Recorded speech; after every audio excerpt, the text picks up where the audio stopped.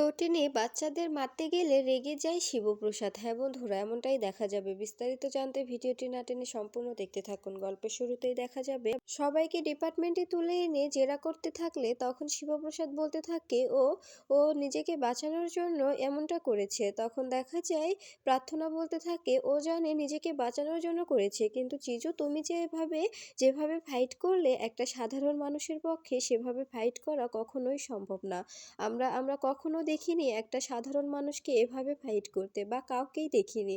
বিশ্বাস করুন, উনি যেভাবে ফাইট করেছে ওভাবে ফাইট কেউ করতে পারে না। আমরা আমরা ওনাকে দেখে পুরো অবাক হয়ে গিয়েছিলাম। এই কথাটা শুনে তটিনী বলতে থাকে, কি বলছে ওরা? তুমি ফাইট করেছো? তুমি ফাইট করতে জানো? আমি তো জানি যে তুমি ফাইট করতে পারো না। তখন দেখা যায় আরাধ্যিয়া বলতে থাকে, আমি সব কিছু জানি। এরপরে শিবপ্রসাদ ইশারা করলে আরাধ্যাকে সেখান থেকে সরিয়ে নেওয়া হয়, আর মায়া আরাধ্যাকে সরিয়ে অন্য একটা ঘরে নিয়ে গিয়ে বসিয়ে রাখে। এরপরে দেখা যায় স্যার সবাইকে প্রশ্ন করতে থাকে যে সবাই সবাই যা যা জানেন সবটা বলবেন। এরপরে শিবপ্রসাদকে বলতে থাকে, তুমি তুমি কেন এভাবে শ্যুট করলে? তখন শিবপ্রসাদ বলতে থাকে, আমার বাচ্চাগুলোকে টার্গেট করেছিল, আমার বাচ্চাগুলোকে মারতে চেয়েছিল, আমি কি করতাম বলুন? এই জন্য আমি বাধ্য হয়ে এমনটা করেছি। ঠিক তখনই দেখা যায় স্যার শিবপ্রসাদকে একটা জোরসে থাপড় মারে। তখন শিবপ্রসাদ স্যারের থাপড় খেয়ে চুপ করে দাঁড়িয়ে থাকে, আর কিছু বলে না। এরপরে সবাই অবাক হয়ে যায়। তখন তটিনী বলতে থাকে, আপনি ওনাকে মারলেন কেন? আপনি ওনাকে মারছেন কেন? ও তো বলছে যে ও নিজের বাচ্চাদের বাঁচানোর জন্য এমনটা করেছে। আমি আমার স্বামীকে চিনি, আমার স্বামী ফাইট করতে জানে না, আপনারা কেন ওকে মারছেন? তখন দেখা যায় বিজিত বলতে থাকে, ও বাচ্চাদের সেভ করার জন্য ফাইট করেনি। ও যেভাবে ফাইট করেছে সেটা কোনো সাধারণ মানুষের পক্ষে সম্ভব না। আমিও পারবো না। কিন্তু উনি যেভাবে ফাইট করেছে বোঝাই যাচ্ছে যে কোনো প্রশিক্ষণ প্রাপ্ত। উনি আগে থেকে এগুলো প্র্যাকটিস আছে। তখন দেখা যায় স্যার বলতে থাকে, আপনি কি বলতে চাইছেন?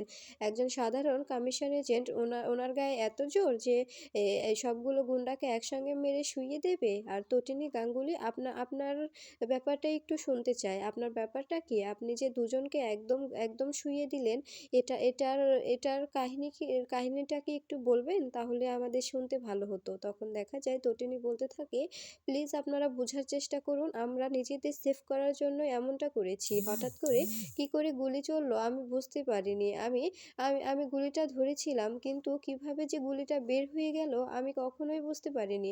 বিশ্বাস করুন, আমি ইচ্ছে করে শ্যুট করিনি। তখন দেখা যায় স্যার বলতে থাকে, ও ইচ্ছে করে শ্যুট করেননি, কিন্তু দুটো গুলিতে দুটো লোকই ঘায়েল হয়েছে। আমাদের জানা মতো কেউ যদি শ্যুটার না হয়, সে এলোপাথারি গুলি চালাবে। এভাবে একদম নির্ভুল নিশানা করে দুজনকে দুটো গুলি মেরে একদম শেষ করে ফেলবে না। এটা এটা খুব অবিশ্বাস্যকর। এই কথাটা বললে তটিনী ভয় পেয়ে যায়। এরপরে দেখা যায় বিজিত বলতে থাকে, ওই মেয়েটা মুখোশ পরে আছে, আপনারা বুঝতে পারছেন না। ও একটা মুখোশধারী। ও আমাকে চ্যালেঞ্জ করেছে। তখন আয়ুষী বলতে থাকে, চ্যালেঞ্জ করেছে? কিসের চ্যালেঞ্জ? তখন বিজিত বলতে থাকে, ও কিছু না। আর আর আমি বলছি, ও ও অভিনয় করছে, ও মুখোশ পরে আছে। তখন দেখা যায় নন্দিনী বলতে থাকে, তোমার সমস্যাটা কি বলো তো? বারবার মুখোশের কথা বলছো কেন? আর হ্যাঁ, আমরা সবাই এখান থেকে চলে যেতে চাই। যেগুলো ফর্মালিটিস আছে সবটাই আমি পূরণ করে দিচ্ছি। আর আমরা সবাই তো স্টেটমেন্ট দিয়েছি, আর বাদবাকি কথা না হয় আমরা কোর্টে গিয়েই বলবো। আমাদের কি যেতে দেওয়া হবে? তখন দেখা যায় স্যার বলতে থাকে, হ্যাঁ অবশ্যই যেতে দেওয়া হবে, কিন্তু আমাদের প্রশ্নগুলো শেষ হোক তারপর। তখন দেখা যায় নন্দিনী বলতে থাকে, আমরা সবাই তো নিজেদের স্টেটমেন্ট দিয়ে দিয়েছি, আর আর যা যা ফর্মালিটিস আছে সবটাই পূরণ করেছি, যত সই স্বাক্ষর আছে সবটাই করে দিয়েছি। আর বাদবাকি যা কথা আছে আমরা বাড়িতে কোর্টে গিয়ে কথা বলবো। ঠিক তখনই দেখা যায় আয়ুষীর মা ফোন করে বলতে থাকে, কি রে নন্দিনী, আমার মেয়ে জামাই ওরা কোথায়? আমার মেয়ে দুটোর কি শান্তি হবে না? আমার আরাধ্যার কপালের মতো কি আমার আয়ুষীরও কপাল? আয়ুষীকেও কি এভাবে এভাবে কষ্ট করতে হবে? আরাধ্যাকে যেভাবে কষ্ট করতে হয়? আমি কিছু বুঝতে পারছি না, আমার খুব ভয় করছে। তুই ওদেরকে নিয়ে প্লিজ বাড়ি ফিরে আয়। তখন দেখা যায় নন্দিনী বলতে থাকে, কাকিমুনি তুমি চিন্তা করো না, আমি সবাইকে নিয়ে বাড়ি ফিরছি, এখন ফোনটা রাখো। এরপরে দেখা যায় শিবপ্রসাদ স্যারকে ইশারা করে বলতে থাকে, যেতে দেওয়া হোক। এরপরে দেখা যায় স্যার সবাইকে চলে যেতে বললে তখন নন্দিনীরা সবাই চলে যায়। তখন দেখা যায় স্যার, টটিনী ও বিজিতকে বলতে থাকে, আপনারা কিন্তু কোথাও যাবেন না, আপনাদের আপনাদের যখন তখন ডাকা হতে পারে। তখন দেখা যায় বিজিত কথা বললে বলরাম বলতে থাকে, আমাদের এই হাতের জোর তুমি জানো না, একবার যদি চলতে শুরু করে এলোপাথাড়ি শুধু মারবে, একদম থামবে না, একদম থামবে না, তাই বলছি চুপচাপ থাকো, কথা বলো না। এরপরে দেখা যায় তটিনী বলতে থাকে, আচ্ছা আপনারা আপনারা আমাকে কেন আনবেন, আমি কি করেছি, আমি তো বললাম যে ওটা হঠাৎ করে হয়ে গেছে। তখন দেখা যায় বলরাম বলতে থাকে যে যা হবার হয়েছে আপনি যান, আপনাকে যখন ডাকা হবে তখন না হয় চলে আসবেন, ঠিক আছে? তখন দেখা যায় শিবপ্রসাদ বলতে থাকে, আমার ওয়াইফ তো কিছু করেনি, আমার ওয়াইফকে কেন কেন ডাকছেন? এরপরে দেখা যায় তটিনী চলে যাওয়ার সময় বিজিতকে একটা চোখ টিপ দিয়ে চলে যায়। এরপরে দেখা যায় স্যার স্যার এম শিবপ্রসাদকে বলতে থাকে, শিবপ্রসাদ তোমার লাগেনি তো? তখন শিবপ্রসাদ বলতে থাকে, এটুকুতে আমাদের লাগে না, এটা তো সামান্য, এটুকুতে আমাদের লাগতে নেই স্যার, এটা এটা তো আপনি জানেন। তখন দেখা যায় শিবপ্রসাদ বলতে থাকে যে খুব জোর বাঁচান বেঁচে গেছে, আমার ফ্যামিলি খুব খুব জোর বাঁচান বেঁচে গেছে, তা না হলে আজকে আমার পুরো ফ্যামিলিটা শেষ হয়ে যেত। তখন দেখা যায় লাট্টু বলতে থাকে, আমি পরশুরামের ছেলে, আমি আমি পরশুরামের ছেলে, আই লাভ মাই ফাদার, আমি আমি প্রাউড অফ ইউ করি যে আমার বাবা পরশুরাম, আমার বাবা একজন একজন অফিসার। তখন দেখা যায় স্যার বলতে থাকে, তুমি তুমি তোমার বাবার কথা জানো? তখন তখন দেখা যায় শিবপ্রসাদ বলতে থাকে, হ্যাঁ স্যার জানে, আমি এখন আসছি, এই বলে লাট্টুকে নিয়ে চলে যায়। এরপরে আরাধ্যাকে ডেকে এনে বলতে থাকে, তুমি পরশুরামের ব্যাপারে কিচ্ছু বলবে না। এদিকে দেখা যায় তটিনী লাট্টু পিকুকে নিয়ে বাড়ি ফিরে আসে, আর ঘরে এসে ঘরের অবস্থা দেখে এ একদম বিষণ্ণ হয়ে যায়। তারপরে দেখা যায় লাট্টু পিকু দুজনে অনেক ভয় পেতে থাকে। এরপরে দেখা যায় তটিনীকে লাট্টু বলতে থাকে, আচ্ছা আচ্ছা মাম্মি, আমরা আমরা আমরা এখানে এখানে কি করে থাকবো, দেখো না ঘরের অবস্থাটা কি। তখন দেখা যায় তটিনী বলতে থাকে, বাবা তুমি টেনশন করো না, আমি সবটা সবটা ঠিকঠাক করে দেব। তখন দেখা যায় লাট্টু বলতে থাকে, আচ্ছা তুমি তুমি ওই লোক দুটোকে শ্যুট করে দিলে মম, তুমি ওই লোক দুটোকে কি করে শ্যুট করলে, ওরা তো মরে গেছে তাই না, ওরা তো দুজনই মরে গেছে, ওরা তো কেউ নেই, এটা তুমি কি করে করতে পারলে? তখন দেখা যায় তটিনী বলতে থাকে, তুমি ছোটোর মতো থাকো, এত কথা বলো না।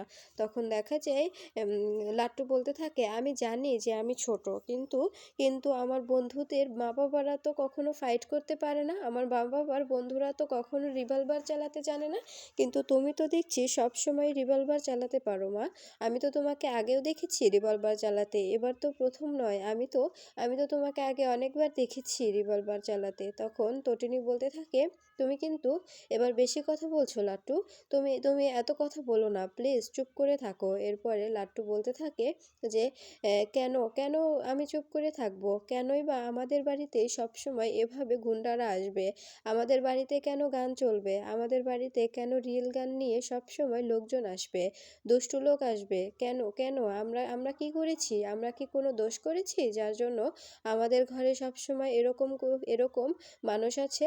তখন পিকু বলতে থাকে, প্লিজ তুই তুই চুপ কর ভাই, এভাবে এভাবে মাম্মির সঙ্গে কথা বলিস না।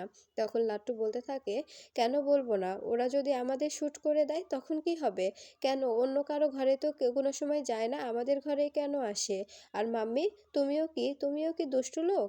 ঠিক তখনই দেখা যায় তটিনী রেগে গিয়ে লাট্টুকে মারতে যায়। ঠিক তখনই পিকু বলতে থাকে, প্লিজ মাম্মি ভাইকে মেরো না, মেরো না ভাইকে। এরপরে টটিনি বলতে থাকে, আমি তো মারতে চাইনি, কিন্তু লাট্টু তুমি আমাকে এভাবে প্রশ্ন করতে পারো না, আমি তোমাদের মা। তখন তখন দেখা যায় হঠাৎ করে কর্ণ চ্যাটার্জি তটিনীকে ফোন করে আর বলতে থাকে, দুটো লোককে শুইয়ে দিলে? তখন তটিনী বলতে থাকে, আপনি কেন ফোন করেছেন এখানে?